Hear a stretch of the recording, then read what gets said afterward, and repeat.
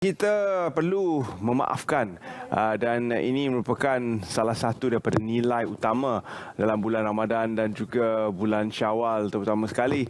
Namun fokus kemaafan kita kali ini adalah kepada pasangan-pasangan suami isteri di luar sana dan bagaimana sebenarnya semangat Syawal ni dapat membantu untuk memulihkan rumah tangga anda. Kita bersama dengan tetamu saya yang sudah lama saya tidak bersiaran dengan Tuan Faisal yang merupakan seorang peguam syar'i. Terima kasih kerana bersama kami pagi ini. Assalamualaikum dan juga selamat Hari Raya.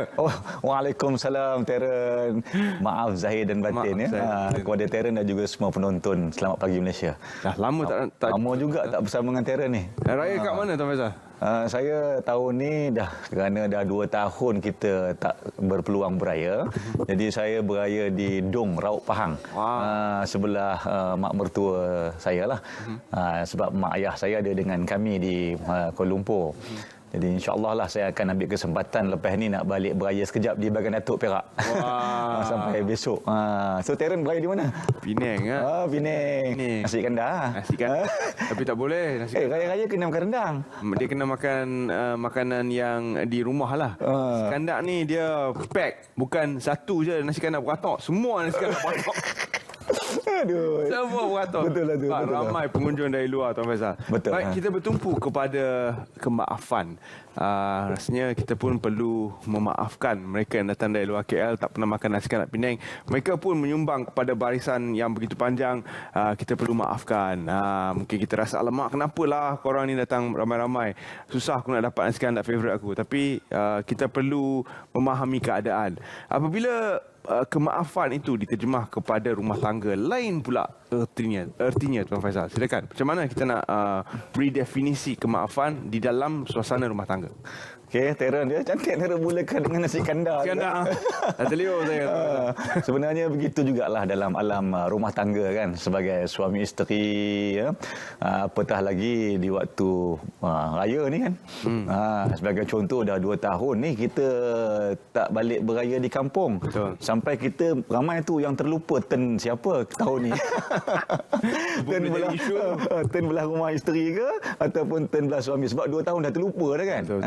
Jadi dalam hal begini ya Terren ya, sebenarnya ya tuan-tuan dan puan-puan sedang penonton ya, saya sebelum bulan puasa kemudian sampailah bulan puasa kan, ramai juga ya pasangan-pasangan yang diuji ya, diuji dengan masalah rumah tangga macam-macam lah ya. Puncanya ada yang sebab faktor kewangan, salah faham lah ya, salah faham. Walaupun dah berumah tangga tu ada yang dah 30 tahun, dah 40 tahun. Tapi kadang-kadang disebabkan mungkin perkara tu dah disimpan lama, jadi adalah orang kata sedikit salah faham sehingga menyebabkan ramai juga yang membuat keputusan untuk memfailkan permohonan contoh macam perceraian ataupun fasad di mahkamah. Tapi alhamdulillah ya, macam beberapa tahun sebelum ni bila tiba waktu raya, bila saling memaafi kan, sebab kata Rasulullah sallallahu alaihi wasallam yang bermaksud ya, mafhumnya sebaik-baik iman itu adalah sabar dan memaafkan.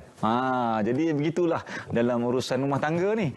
Ya Terren ya, kalau nak beli nasi kandar di Pulau Pinang pun, orang tempatan di balik pulau ataupun di Penang pun kena sabar. Bagilah orang macam daripada Kuala Lumpur ni datang. Kita beratur. Kan? Begitu jugalah dalam perkahwinan dalam rumah tangga ya. Alhamdulillah berkat bulan Syawal ya, berkat kata kita dah berpuasa sebulan melalui madrasah Ramadan selama sebulan. Walaupun ramai yang tiba-tiba terkejut, rupanya besok raya. Kan? Jadi alhamdulillah kita mengambil keberkatan bulan Ramadan, kemudian disusuli dengan bulan Syawal. Walaupun sebelum ni bermasam muka suami isteri ni, walaupun sebelum ni yang kata tak boleh bertegur siapa, walaupun kalau jumpa asyik nak berperang saja ya, ada aja kita jawab satu dia balas 10 pula kan. Biasa begitulah. Jadi alhamdulillah ramai pasangan-pasangan yang dulunya berniat dan betul-betul nak berpisah, tapi bila tiba bulan Ramadan ditambah pula dengan bulan Syawal, dah saling maaf-maafan, baik semula. Kalah Terren yang baru kahwin. Alhamdulillah. Ramai tu yang begitu. tu. Ini boleh datangkan masalah untuk saya, Tuan Faizal, statement macam ni. Betul, walaupun Terence dah berapa tahun? 5 tahun ke? 5 tahun? Berbelas. Berbelas tahun ya? Berbelas tahun ya?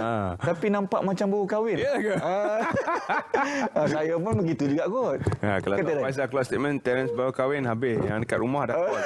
Baru kahwin. Itulah ya keberkatan di bulan Syawal ni ya. Jangan kita asyik bermaafan tu dengan mak ayah, dengan jiran tetangga, dengan anak-anak. Walhal sebenarnya antara yang kata paling banyaklah kita ada masalah, ada dosa, ada ketidaksempurnaan ya, ataupun kita terabai dari segi tanggungjawab tu pasangan kita tu. Yang satu katil dengan kita, tempat kita tidur. Kadang-kadang kita ni anggap dia tu macam tak ada perasaan. Kadang-kadang kita anggap dia ni macam dia fahamlah. Tapi kata-kata kita tu kadang-kadang pedas, melukakan hati. Ni isteri-isteri ni ramai ni kena ingat ni ya. Suami kadang-kadang tu terasa jugalah, walaupun suami tu dah berpuluh tahun dengan isteri dah faham, tapi kadang-kadang bila meningkat usia, dah berumur ni dia terasa juga. Begitu juga dengan suami. Ambillah hati isteri. Jangan bagi duit raya tu kepada mak ayah saja. Jangan bagi duit raya tu kepada anak-anak saja. Ulu-ululah sikit kepada isteri tu. Tak mampu beli barang kemas, belikan baju, belikan kuih, seronokkan hati isteri tu. Apatah lagi kalau sidang penonton ni ada masalah rumah tangga. Waktu ni lah kita kena merendah diri. Waktu ni lah kita kena ambil hati. Waktu ni lah juga kita kena menyusun 10 jari. Yang abang minta maaf lah. Abang tahu sayang dah failkan permohonan perceraian di mahkamah. Ya, abang dah terima dah saman ataupun borang permohonan perceraian tu. Tapi abang minta maaf lah. Abang tahu semua ni salah abang dulu. Abang terlanjur. Abang ada banyak dosa. Abang telah bukan sekali, banyak kali abang melukakan hati sayang. Abang banyak kali telah membuatkan sayang ni hilang kepercayaan dan keyakinan kepada abang. Tapi abang betul-betul dah rasa insaf setelah melalui bulan puasa, kemudian Syawal. Abang pun dah berumur tua ni, uban pun dah banyak, lutut pun dah mula goyang. Jadi abang rasa abang dah tak naklah lakukan perkara-perkara yang membuang masa itu. Minta maaf banyak-banyak, pertimbangkanlah permohonan tu. Kalau boleh kita baik, kita tariklah balik permohonan tu di mahkamah. Ada kata Ren? Ini yang berlaku di dalam masyarakat kita ini. Dan disebabkan kita bersiaran secara langsung melalui Facebook Live, anda boleh pause, anda boleh ulang semula apa yang diperkatakan tadi oleh Tuan Faizal, kerana dialog tu cukup sesuai. Cukup sesuai dan cukup sempurna dari segi susunan ayatnya untuk membantu anda mungkin memulihkan rumah tangga semula. Dari segi perundangan pula Tuan Faizal, kalau sudah di-file permohonan cerai ataupun fasakh daripada pihak isteri, apakah prosesnya kalau hendak menarik balik? Sebenarnya begini ya, Terence dan juga sidang penonton ya. Bila dah file tu tak bermaksudnya sampai habis kena kita lalui.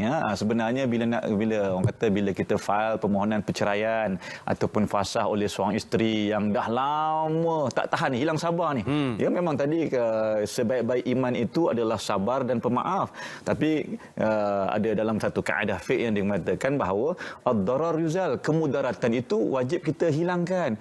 Takkanlah sampai badan kita ni kurus ni Terence ya. Sampai badan kita ni orang kata memendam rasa, datang penyakit dan sebagainya, takkan kita nak sabar selama-lamanya. Jadi sebab itu ada isteri-isteri yang membuat keputusan filekan permohonan di mahkamah. Tapi alhamdulillah, berkat bulan Ramadan, saling maaf-maafan bulan Syawal ni, rupanya berbaik semula kan. Boleh ya, puan-puan dan tuan-tuan yang telah pun memfailkan permohonan di mahkamah, boleh sangat pada bila-bila masa untuk failkan permohonan untuk tarik balik permohonan tadi. Kita tak nak kata kepada hakim ataupun pegawai-pegawai di mahkamah tu, saya tak berniatlah untuk meneruskan permohonan perceraian ni. Alhamdulillah, suami saya dah berubah.